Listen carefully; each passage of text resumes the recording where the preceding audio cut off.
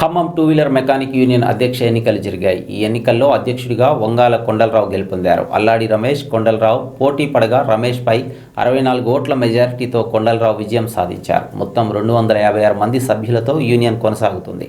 అధ్యక్షుడు గెలుపు తర్వాత నగరంలో మెకానిక్లు మోటార్ సైకిల్ ర్యాలీ నిర్వహించారు.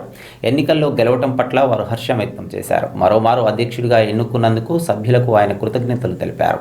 తనపై పెట్టిన నమ్మకాన్ని నిలబెట్టుకొని యూనియన్ బలోపేతానికి శక్తి మేరకు పనిచేస్తానని కొండలరావు పేర్కొన్నారు. ఎన్నికలకు ఈసీ మెంబర్స్గా ఆమీద్, అప్పారావు వ్యవహరించారు.